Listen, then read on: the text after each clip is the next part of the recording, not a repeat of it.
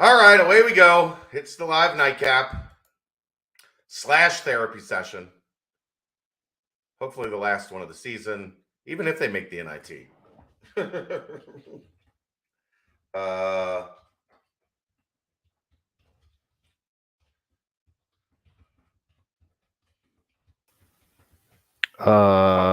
so all right. Sorry, I was typing. All right. As always, brought to you by our good friends at Galactic Fried Chicken. Visit www.galacticfriedchicken.com. Download the app for Android, iPhone, everything Galactic. Get down to Dayton, Kentucky, Wednesday through Sunday. Tell them to pump it up. Save yourself 15% off of your order, or they'll deliver from the app right to your house, pretty much anywhere inside the 275 loop. So I know Selection Sunday is not going to be much fun tomorrow with the Bearcats not being involved, unless you're down with the NIT selection show. I've never watched one of those before, Aaron, but I guess we have to tomorrow. Do they have a show for that? I think they do. I think there is like an NIT selection show on like ESPN The Ocho. So we await their fate in the NIT tomorrow night. All right, let's get to it. Houston 69, Cincinnati 48. It was one of the worst offensive performances in the history of the program. They made 6 baskets in the first half. They were better in the second half, Aaron. They made 7.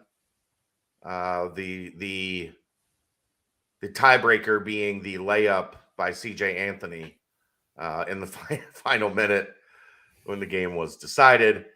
They were okay enough defensively against Houston today. Not great by any stretch of the imagination, but when you play like they did offensively, you're not going to be a threat against the number 1 team in the country. They got down early. Honestly, I thought they did a valiant enough job hanging around considering how bad the offense was. And then Houston hit a little bit of a spurt after Sasser went down. I think that was the most frustrated I was all day. They see Houston's best player go down. They're down 8 at that point in time. And it honestly feels like kind of lucky to be alive playing with house money. Like the other teams hit you in the face a bunch of times and you kind of ate it and you're still standing there waiting for a 6-0 run or, just a 3, a stop and a 3, something along those lines to kind of give you some momentum and get you kind of in the flow of the game, in rhythm offensively. It never happened. And this team just never found a rhythm offensively throughout. And Houston extended it early in the second. It looked like actually they got it to 15 at halftime. Cincinnati cuts it to 9 to start the second half. And it's like, okay, see a little life here. All right. And then you blink and it's 17. And from there, it was bad. It was bad. I'm sad. Chad. I just don't know why people feel the need to vent in my timeline. I'm swearing, chat at Aaron. That's funny.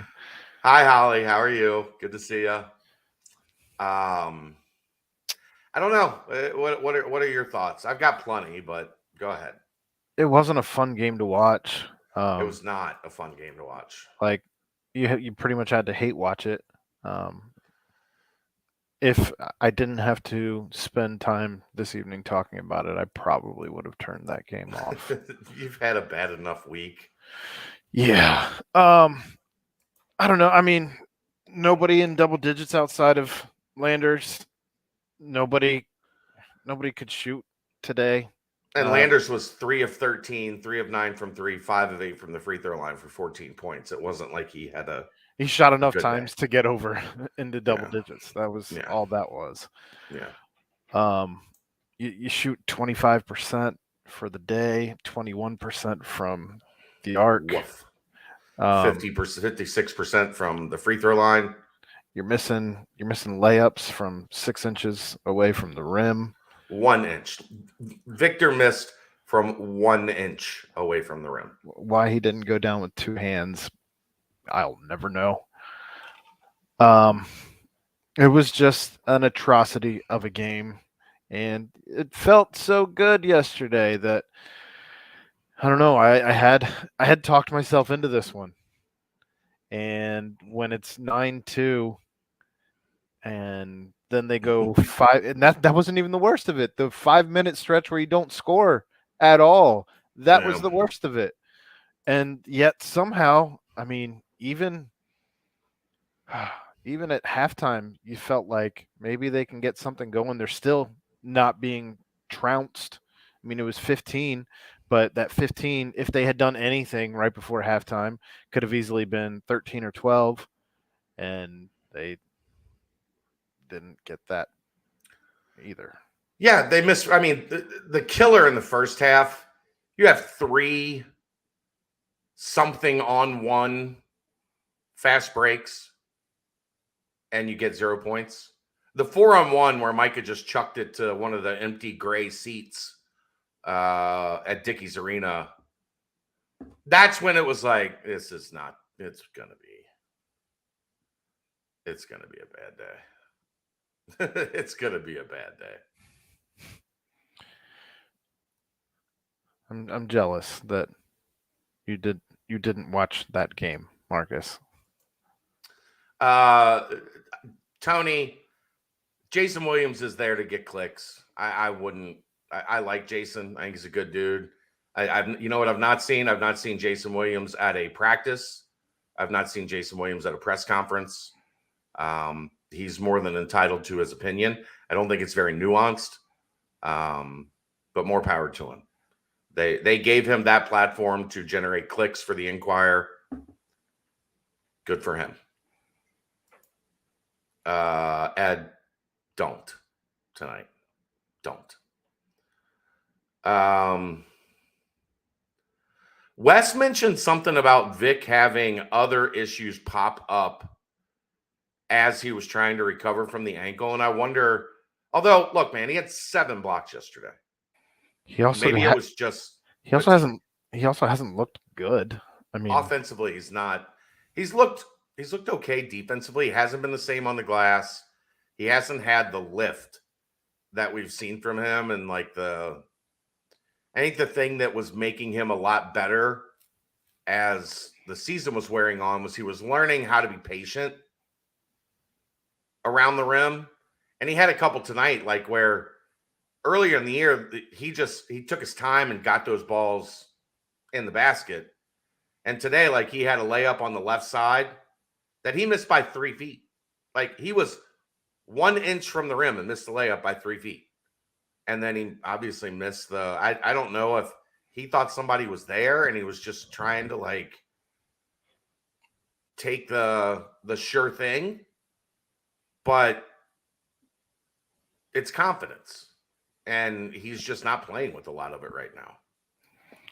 Yeah, I mean, you watch that missed layup and you're sick about it because that's between that and the pass that went into the empty gray seats. You're just like, this is not our day. Nothing is going right. Right. I think was as surprised as the rest of us were that he was that wide open underneath the rim, and he Odioguama'd it. Yep. And Bearcat 12, you can discuss the Big 12 all you want. I'm just not doing it until the season's over, and we don't know if the season's over. You're perplexed by something that had been in the works for 6 months, Tony. I don't. Do you think that, like, they just decided the night after the Xavier game? Oh, well, we're just gonna we'll get this Wes Miller contract extension done tonight. It had been in the works since the summer, since this time last year. Actually, been in the works for like 9 months. Tony says, I'm perplexed as John Cunningham extended Wes Miller after a loss to Xavier. That's like a participation trophy, it seems. Maybe that's perception, but it's not reality. this had been in the works for months and was, if you look at the contract, a symbol of the university committing to Wes and Wes committing to the university. The buyout for Wes to leave is exorbitant. The buyout to fire him is exorbitant. So both sides committed to each other. Whoops. And as for Cincinnati being winless against Houston, Memphis, and Xavier, no shit. Well, I mean, look at the rosters. They're not the same. They've been right there with Memphis every game they've played. They haven't gotten over the hump. They lost to Xavier by what, 2? Yeah, 3 because there was a foul. Yeah, they lost to Xavier by 3. Houston has had their number. Houston's the best franchise or program in the country right now. So yeah, if you want to go with that straw man argument that West took a less talented team that is in the rebuilding mode and didn't get wins against teams that are in year 6, year 8, whatever. Okay. Yeah, sure. But we're here to talk about what happened tonight. I agree. Let's stay on target. Lambig said one thing, Skillings went after an offensive rebound and put it in while everyone else just watched the ball. Love seeing that from him, but man, from what I saw, guys just weren't going after it like they had recently. I agree. I think Dan, just in that, Dan doesn't give up. And I think some of that is him trying to make up for some of the deficiencies he has because he hasn't played ball all of his life. Yeah, I think it's interesting. I think maybe Carey mentioned this. This is one of their worst games of the year for sure. The only other game that was kind of like this was Ohio State, and that was the second day of a multi-day event. So I don't know if there's something to that. You know, this team as a unit hasn't done a lot of like they haven't been together for a lot of this stuff, played a lot of, I mean, yes, they're veteran, they're old players, but you know, it takes something a little different to have an understanding of, all right, let's get out there and get back after it the next day. But I thought those were, in terms of just overall, like how it looked, NKU was frustrating as hell. They just had a terrible second half. I didn't think the effort was bad. I just thought offensively, they got out of sorts and played like shit. I wonder if there's something to that I mean, it can't be just a coincidence, right? That the second day of a multi-day event, like those are the 2 worst that they played all year. But look, Landers Nolly and David Julius didn't play well against the number 1 team in the country. Houston has a luxury of Marcus Sasser not playing well or Jarris Walker not playing well. Because there's leaving the game for that matter. There's 4 of them. Right. Roberts was outstanding. Shed was outstanding. Like, they have the margin for error to do that. And that's when you're that deep into roster construction, that's where you should be. Like, you know, back when Mick was at his best, if Gary was having a bad day, Kyle could pick him up. If Jake was having a bad day, Jaron could pick him up. And Cincinnati right now, they have Dave and they have Landers. And against the best teams, there's not a lot of this guy's going to go out and get us 18 today because one of our other guys is not playing well. And Dave's got to play well right now for this team. CJ Anthony had more points than Jeremiah Davenport. Yeah. Vic Locken. Yeah. 1 less point than Dan Skillings. 1 less point than Micah. Yeah.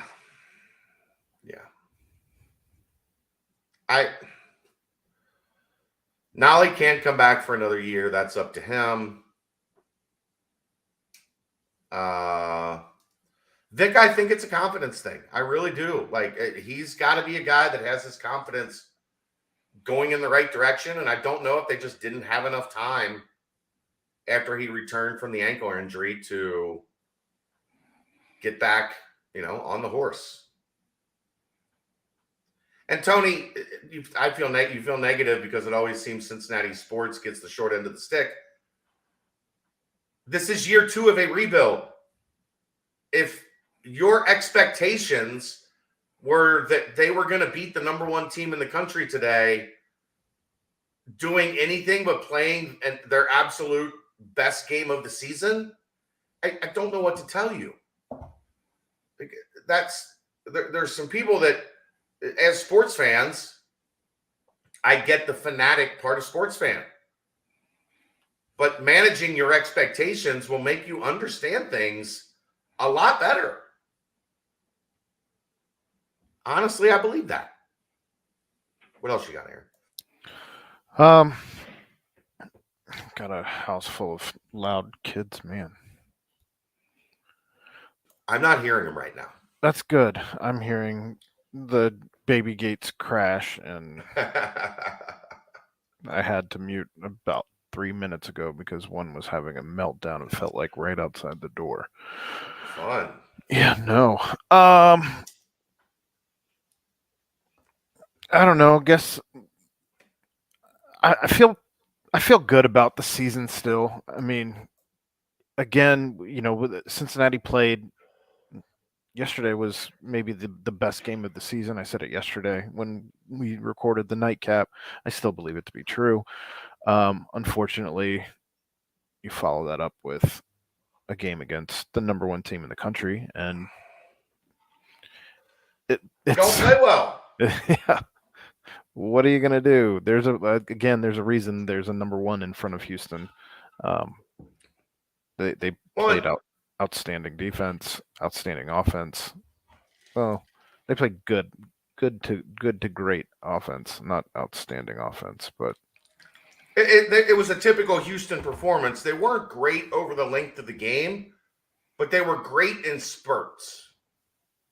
And when they hit those spurts, they lock you up for 4 or 5 minutes, and they score 12, and you score 1. You know what I mean? And they hit you with that twice a game, and when you combine them, it's a 25-2 run. And with the way that they play defense, it's really hard to come back from that. You were out rebounded by 12. That's not great. Not ideal. I mean, it started, the first 4 points for Houston were offensive rebounds. And I looked at my dad, who was up with us at Kelly's hospital room, and it was just like, here we go. Here we go. Houston had 38 points in the paint to Cincinnati's 12. That's a giant disparity. I think at one point it was 24-2 in the first half. Here, hold on. 13 second chance points for Houston compared to Cincinnati's 4. That's first. That's second. Okay. At halftime, it was worse than I thought, Aaron. It was 26-2 points in the paint at halftime. Man. It's a miracle they were only down 15. That could have been a 30-point first half deficit. I'm surprised there were only 6 steals by Houston, but Cincinnati was turning it over just on their own a lot. Only 8 assists in the game for Cincinnati. Yeah, they make you play in isolation. We know that. You're going to have to do some work on them to soften their defense up. You're going to have to prove you can score in isolation, and then they'll guard the isolation a little better. But they know with their help defense and their principles defensively,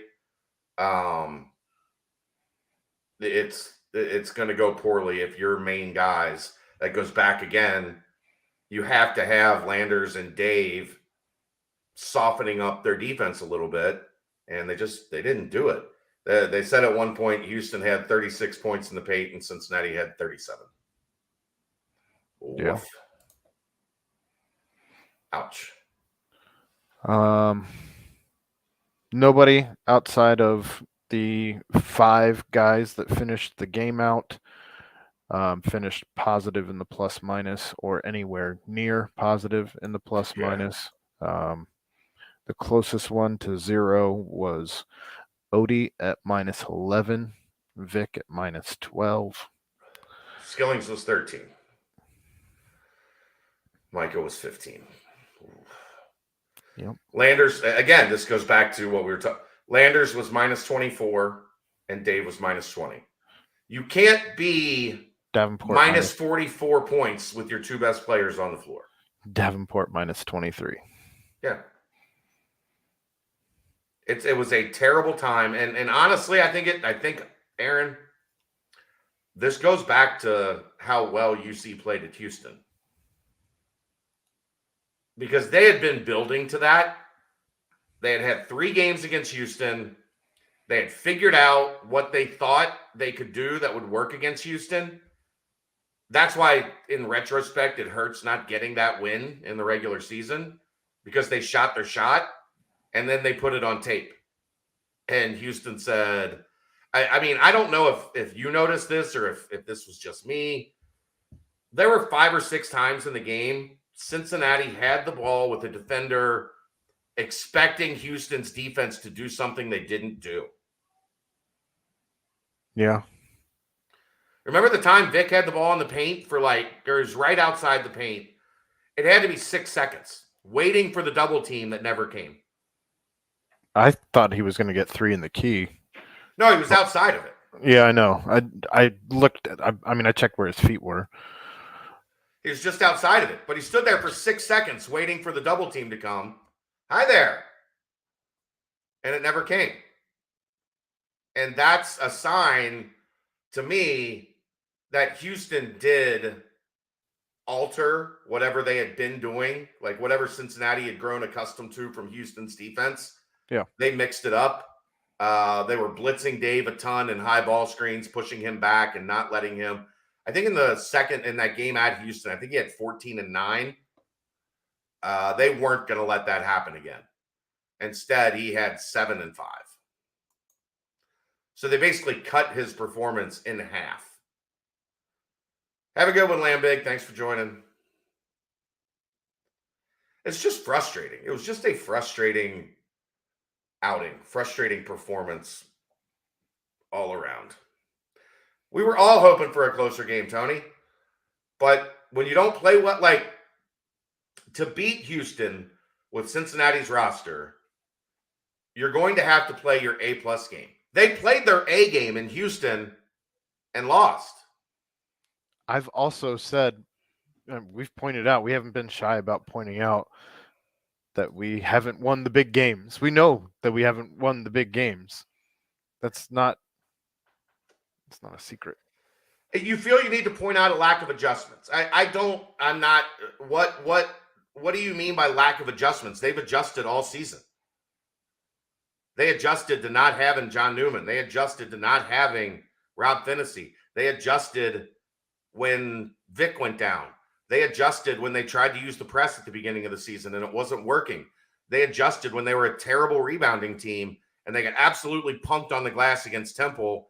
And then they were one of the better rebounding teams in the conference the rest of the year. They adjusted when they were horrible defensively in November and had a stretch where they were the best defensive team for 3 quarters of conference play until Vic got hurt. The adjustments thing, it's a lazy narrative. You don't know how can you talk about adjustments not being made if you don't know the game plan and you don't know the adjustments? I don't understand that.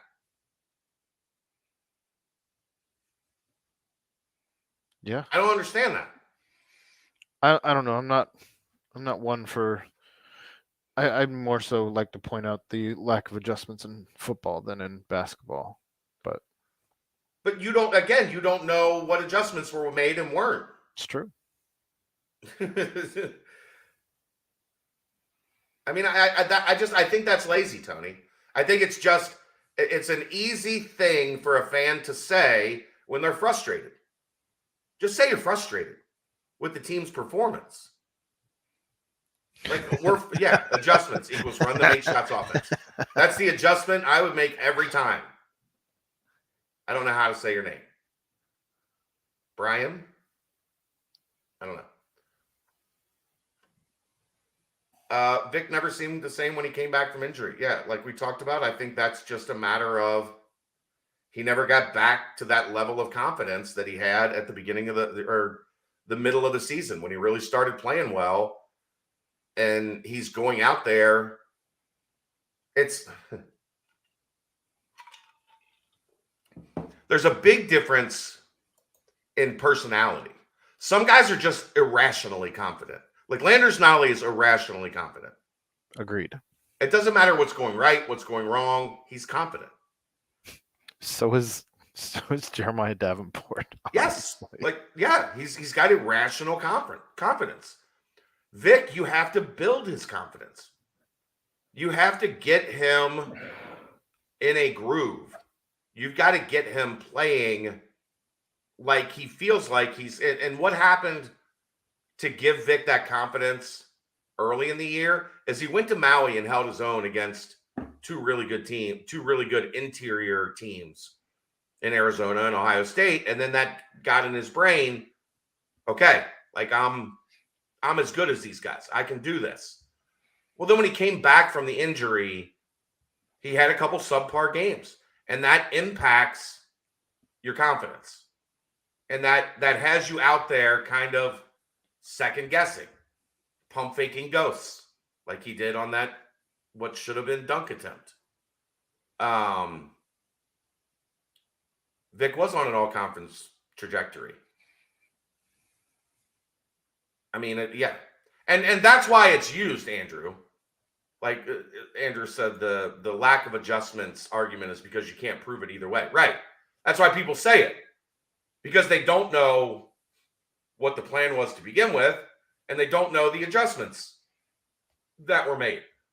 So it's easy to just say, I don't see this team making adjustments. Well, in order to see that, you're going to have to be able to identify changes in ball screen coverage, changes in how you defend off-ball screening. Do you switch? Do you stay? Do you have guys that you switch? Do you have guys that aren't allowed to switch? Do you change that? Are you playing high hedge? Are you playing ice? Are you playing drop? Like, unless you can point out all of the things that are happening and then what is changed when somebody's doing well in order to kind of try to shut that person off, then you don't get to talk about adjustments because you don't know what they are. That's why I don't talk about them a lot unless I physically see, okay, a couple games back, I can't remember which one it was, they were hedging. The opponent was hedging ball screens. And Cincinnati picked it apart. Yeah. And then after Cincinnati picked that apart for a little while, the opponent in the second half started dropping ball coverage or ball screen coverage. So then Cincinnati had to reconfigure their plan on the roll, or is the big going to clear out and let the guard go to work? Like, that's adjustments. If you want to talk adjustments, what did you see that was adjusted? What did you see that they were doing? What did you see that was adjusted, and why didn't it work? And then I'm more than happy to talk about adjustments because we have something to talk about other than just saying, why didn't they make adjustments? Or I don't think they made adjustments. That doesn't do the conversation any good because we don't know. You didn't make a point. You just said a thing. It's easy to say a thing, but if there's no substance behind it, then we can't discuss it.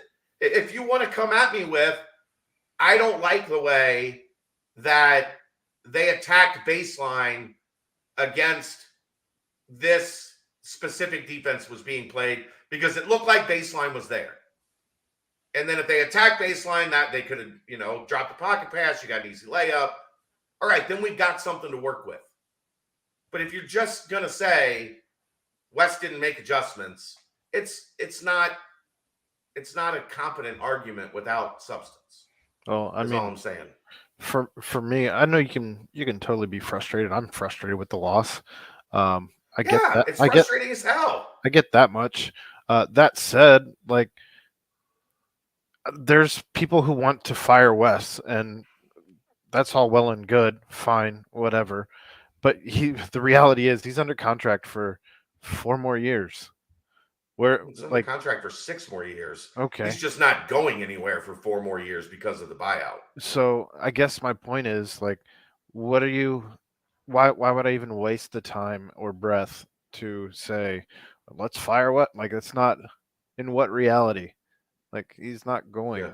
anywhere. So it's just I don't know. It's call us homers because we're not on the we need to fire West train, but okay. He's not getting fired. So it does us no good to talk about that. He's not going anywhere. So you're talking about something that's not going to happen that doesn't do the product on this channel a service. It makes us worse because we're talking about something that's not going to happen. I did think it was funny that before Lambig left, he said someone on the board just said they'd be fine with Reed and Sage leaving. What? Yeah. People are wild. They- we're gonna start all over again. We're gonna fire Wes and get rid of the entire roster and start all over again. What are we doing here? Bo says they played so uptight to start the game. They played really uptight once it got to 9-2.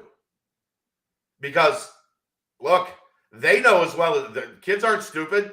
9-2 against Houston at the first TV timeout or whatever. You're in deep shit. Why? Because there's a good chance you're only going to score 50, and they've already got 9. So, and I guess I kind of agree here, though, because I think I would love to see Cincinnati be the team, and they weren't at any point this season, I don't think, where they're the team dictating are the referees going to call physical defense or not. And no, they were today.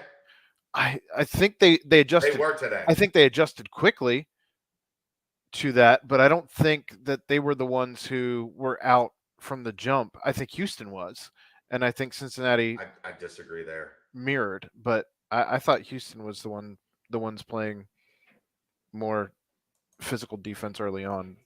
And yeah, and they got called for a shit ton of fouls. They did get called for a lot of fouls. They did get called for a lot. They had 12 fouls in the first half to 7 for Cincinnati, and I think most of those, or a handful of those 7, came towards the end of the half. Well, that was when the refs. That was when the refs started changing the way they were calling things. But yeah, 3. While you're counting, yeah, I mean, half of them were called towards the end of the half. It was 8 or 9-3 in fouls. Houston had fouled 8 times. Cincinnati had fouled 3 early in the game.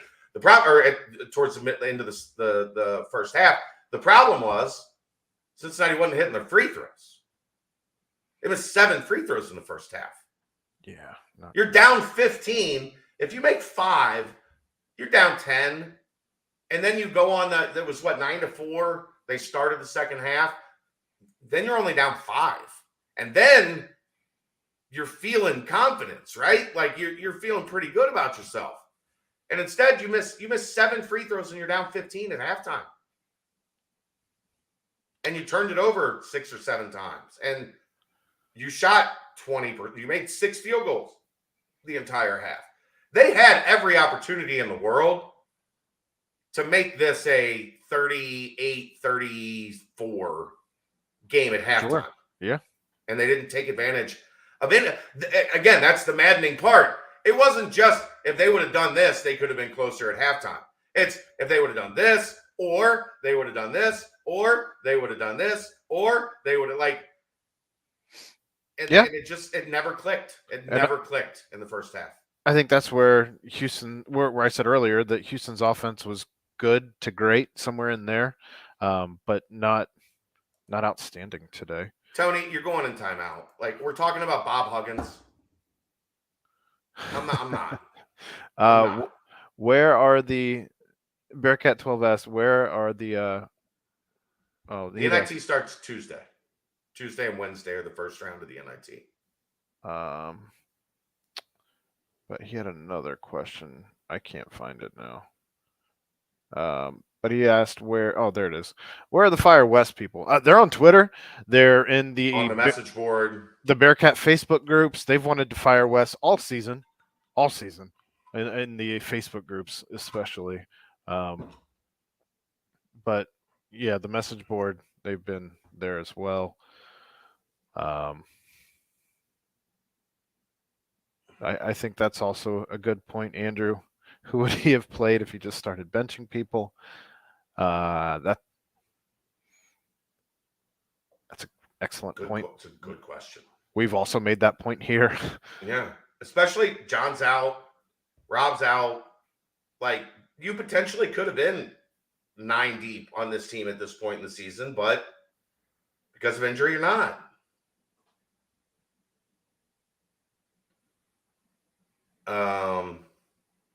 No, I mean, Tyler, this is how this works. The Fire West people started 2 weeks into this first season. Like when he was hired. Yeah. And didn't have a roster, and when players were still leaving. Again, some of this is to be understood. We are in a microwave society. Everybody wants results now. And if they don't get results now, they have a pulpit, even though they try to use mine most of the time. They have a pulpit to throw a fit, to have a meltdown, if you will. Be it their Twitter page, their Facebook page, the Bearcat Journal message board, my mentions. So it's essentially an echo chamber because nobody's going to fire Wes, and especially not John Cunningham, who hired him and believes he's the right guy to take this program back to where it needs to be.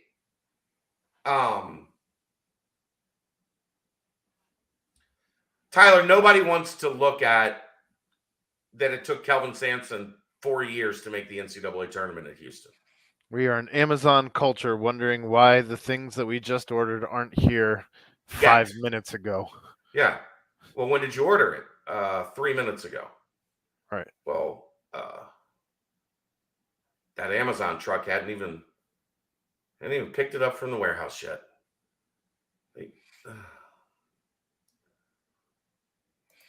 No, you're probably right there, Bearcat man. The Fire West people started when Eric Martin wasn't hired, or Nick Van Exel, or whatever.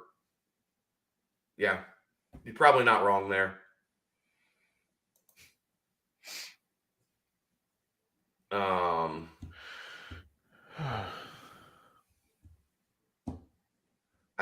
I don't know. What else you got? I don't know what else to say about this game other than they played like crap, and Houston played reasonably well. And when the number 1 team in the country plays reasonably well, and the number 50 team in the country plays like poop, you're probably going to lose by 20. I do want to say this, Aaron. It wasn't the most lopsided blowout in the conference tournament. It wasn't even the second most lopsided blowout in the AAC tournament. Houston beat 3 seed Tulane today by 40. Houston played us today. Or Memphis beat 3 seed Tulane today by 40. Did you see any of that? No. With about 4 minutes left, they took DeAndre Williams and Kendrick Davis out of the game. At that point in time, combined, those two had 47 and Tulane had 45.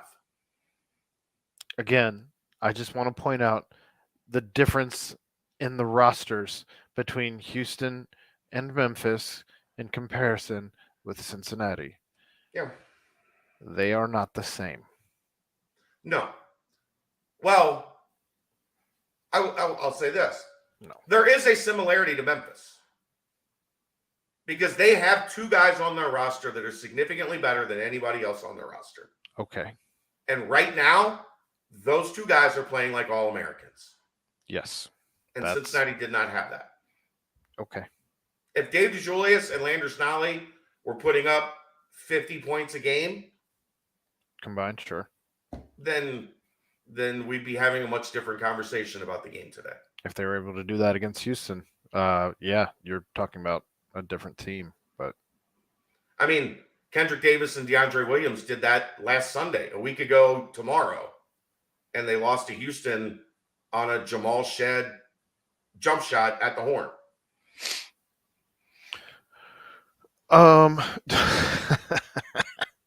DeAndre Williams is a year older than me, and I graduated in 2019. Yep. He is 26, Andrew. Talk for a second there. I'll be right back. All right. Can we broach the topic of, is it better starting the Big 12 with most players coming back knowing what they are, or starting fresh in the toughest conference? I don't know. Obviously, you want to better the roster in any way that you can. That said, I think the staff has a pretty good idea as to what they have. And if what you have is not good enough for the Big 12, I'm okay with cutting the fat, I guess, as opposed to completely doing an overhaul on the roster. Or I'm sorry. That doesn't work here. I mean, correct. I'm okay with them getting rid of people as opposed to bringing the guys back if they know that they're not Big 12 ready, is what I meant to say.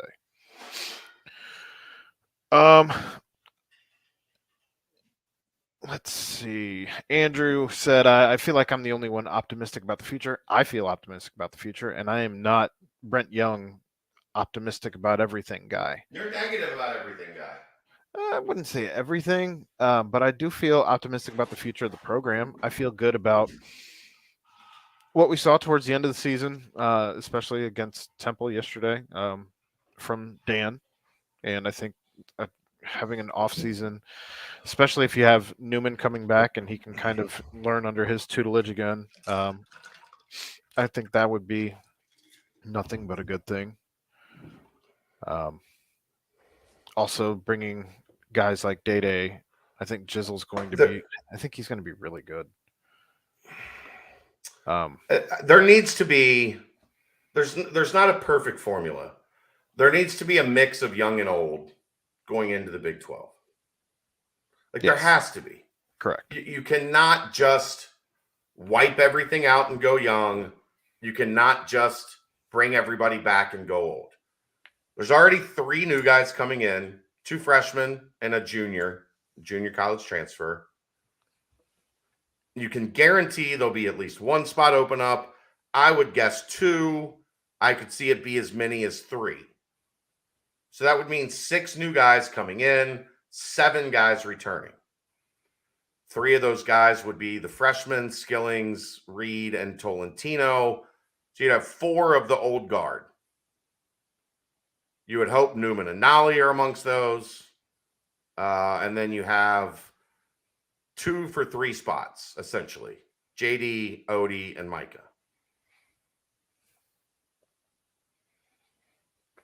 Pick 2 of 3. If it was 1 of 3, I wouldn't be upset. If it was 3 of 3, I think people are going to lose their fucking minds. I think you can, even if you do only keep 1, I think you can still bring in some older guys through the transfer portal to where you're not bringing in just all young freshmen. But you better be damn sure that what you're bringing in. Here's the other concern I have with the portal as we're getting a couple years into this thing. In most cases, it is starting to play out a lot like junior college players used to.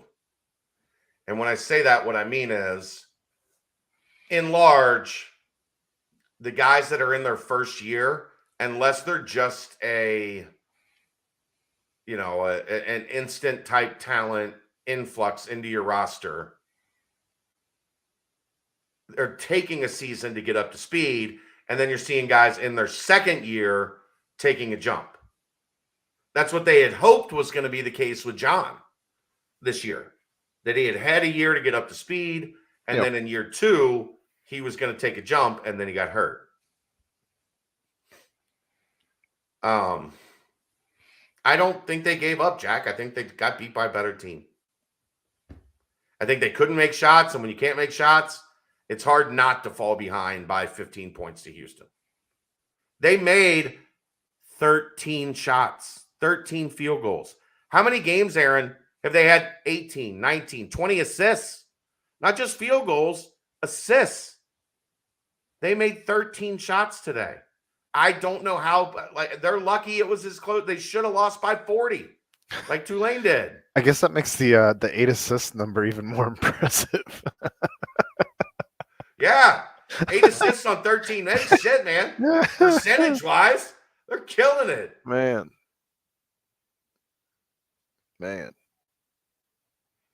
Yeah, shooting 25%. When you play like shit against a great team, you're going to get your teeth kicked in. And offensively, they play like shit. Jack, why do you love David Cohen so much? I mean, we love David Cohen.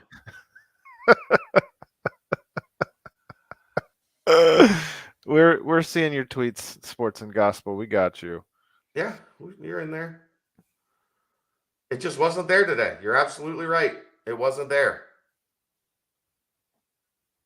Sometimes, hey, it's one of my favorite sayings, Aaron. Sometimes you're the bug. Sometimes you're the windshield. Yep. Today they were the bug. Splat. And it took a bunch of wipes to get them off the windshield. Man. It was a big thick splat when they splatted. You guys got anything else in the chat? Anything, any therapy stuff you need to get off your chest? And I feel bad putting Tony in timeout, but when you've reached the point of venting that you're bringing up Bob Huggins, kicking guys out of the locker room and taking their jerseys, it's time for a timeout. Just breathe. Deep breaths. Bearcat 12. What's the non-conference scheduling philosophy going forward? Some of that depends on something I can't really get into yet. And that's the future of MTEs. Those are the multiple team events. There's some legislation going through the NCAA that could change how high major programs handle their MTEs going forward. It involves NIL and some of the proceeds from the event going directly to your players if you're the host of the MTE.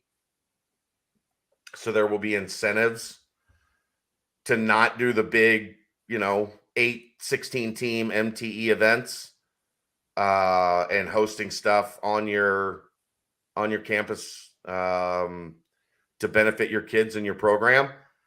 So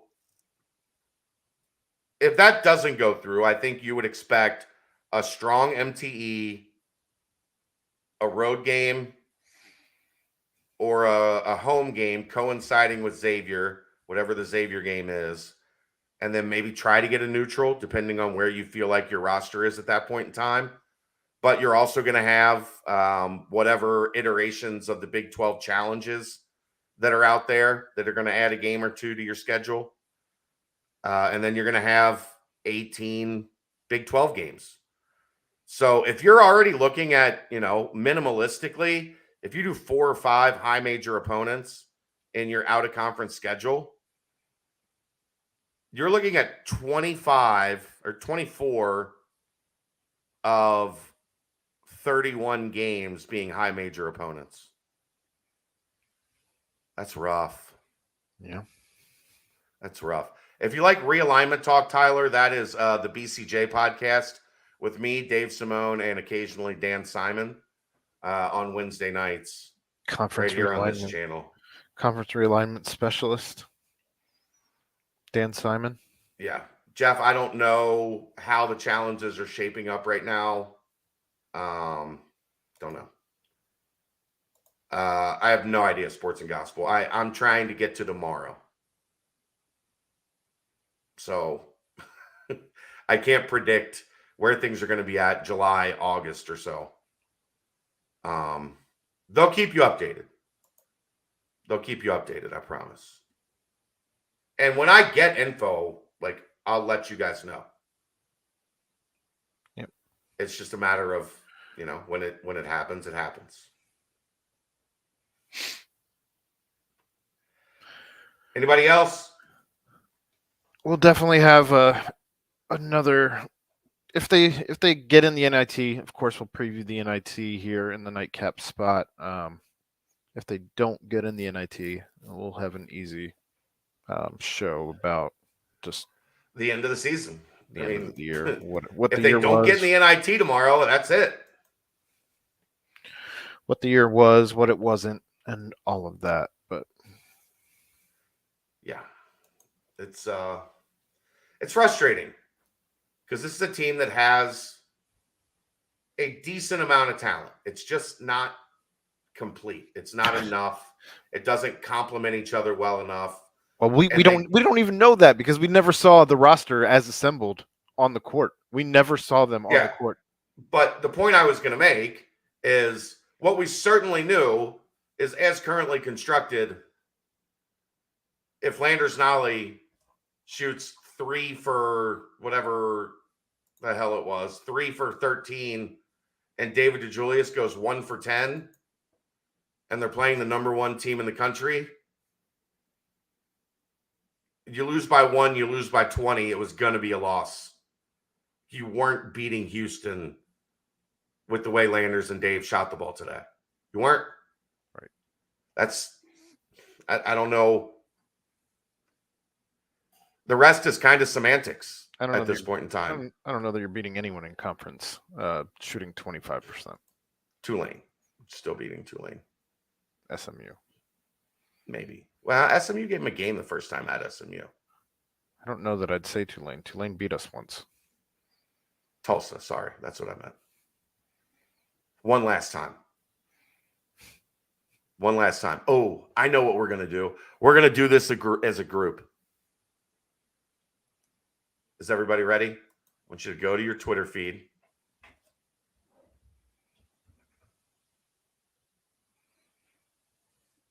Okay. Are you guys ready? This is going to be exciting as a group. This is going to be cathartic. I'm going to give everybody time. Okay. You ready? I want everybody to go to this account right here. @American_MBB. Are we all there? Are we getting there? Give everybody like 20, 30 seconds to get there. American_MBB. And you see where it says following?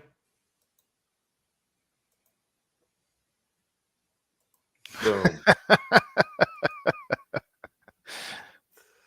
Oh, that felt good. Oh, that felt good, boys and girls.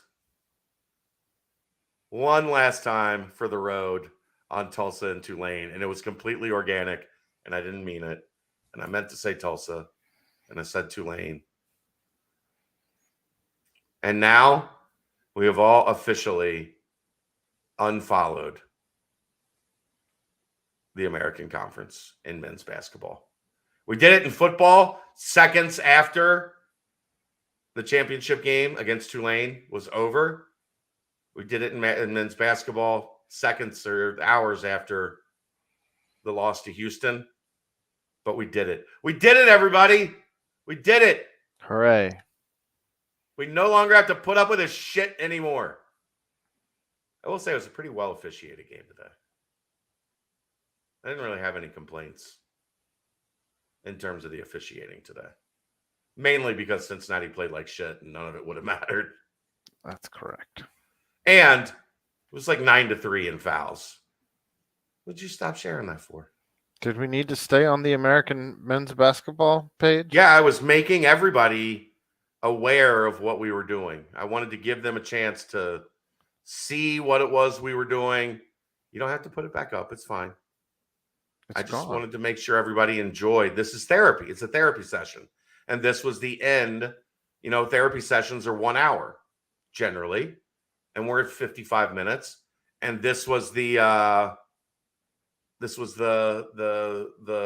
lesson at the end, is that as bad as today was, we got to end the day with unfollowing the American Men's Basketball Conference Twitter feed. We did. Hi, Tiger. You doing, buddy?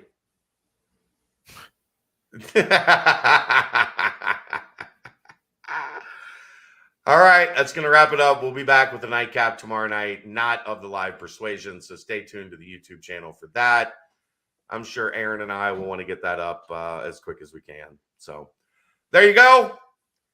That's a wrap to the conference tournament. We'll find out tomorrow night if they make it into the NIT. I hope they do. I'd like to see this team play again. Well, ask us that. Put that in the mailbag for Monday night, Bearcat Man. We'll see you next time. Thanks to Galactic Fried Chicken. This is the nightcap right here on BearcatJournal.com. See ya.